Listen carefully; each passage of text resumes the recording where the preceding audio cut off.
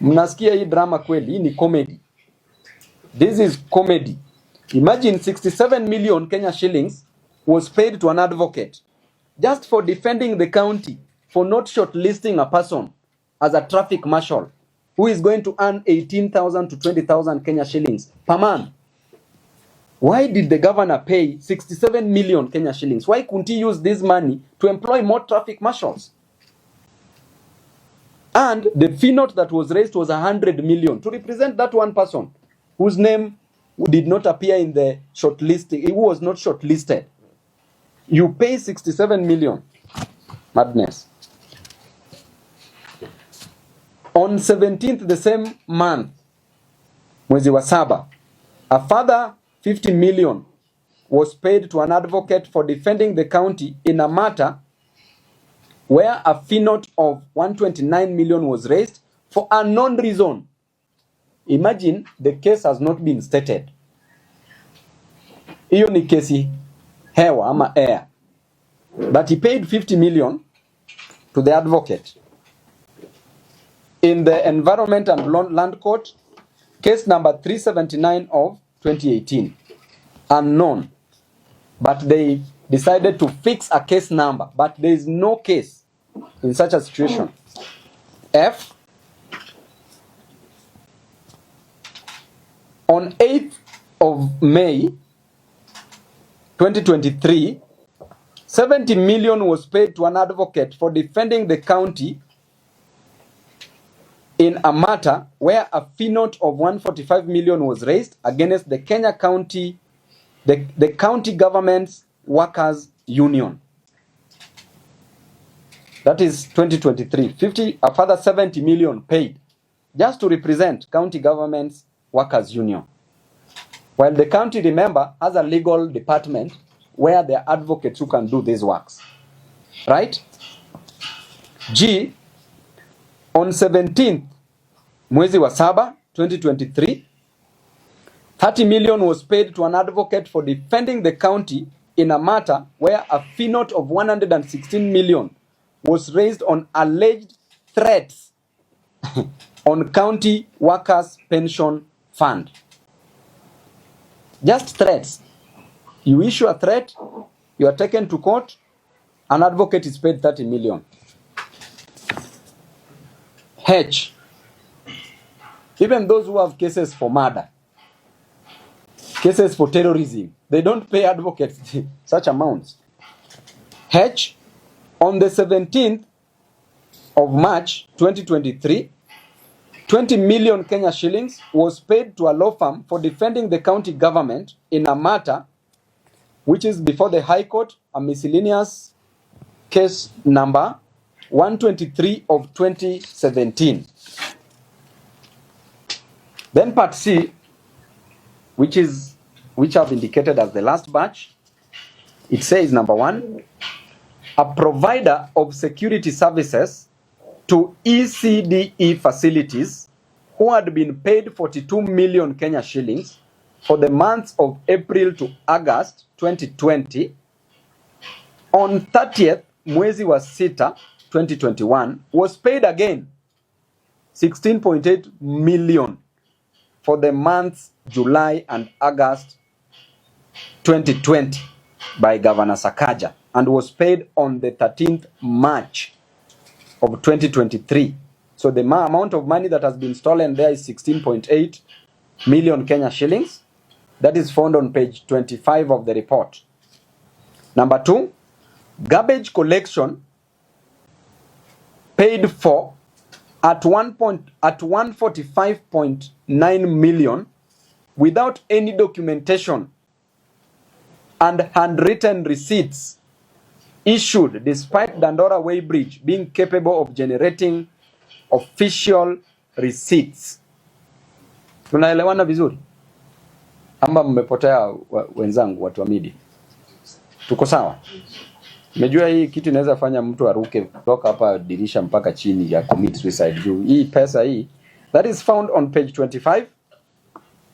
Number 3, a paltry 27 tippers were purchased at a whooping 772 million Hey, Sakaja, sucks.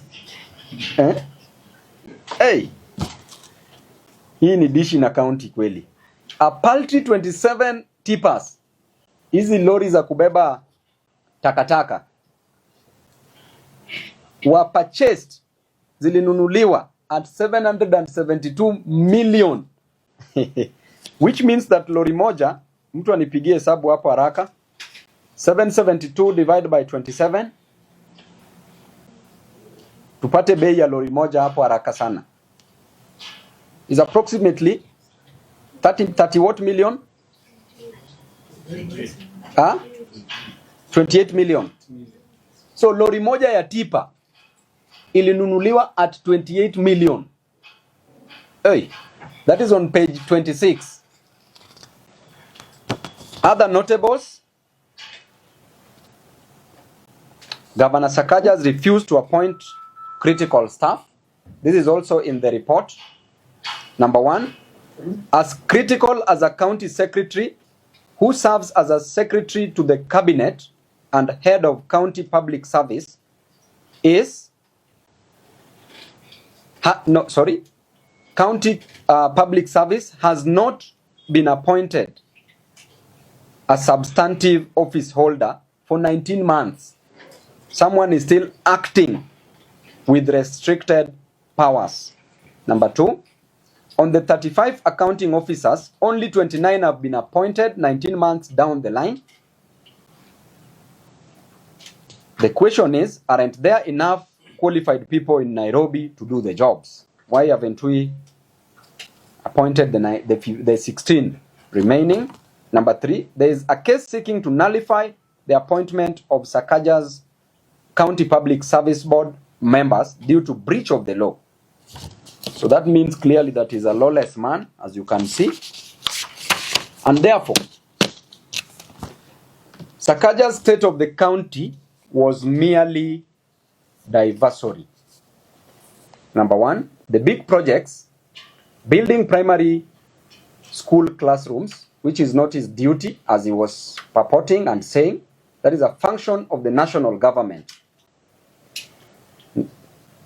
The big projects, building primary school classrooms, northern collector tunnel for water, waste to energy power facility, are not in the county government's budget, as he was saying that he will do them in this financial year. They are not in the budget. Therefore, he cannot do that which is not in the budget. Number 2, the county was running a budget of 42 billion with a development portion of 12 billion Kenya shillings. So the question is, where does this money go to? Because this financial year, clearly, Sakaja has only spent 400 million Kenya shillings. So where is the rest of the 12 billion? We are finishing our financial year in June. Number 3, as of 31st December 2023, end of financial year 2023-24, Sakaja had only collected 3.8 billion in on-source revenue. How can he lie that he collects the budgeted 19 billion on the on-source revenue?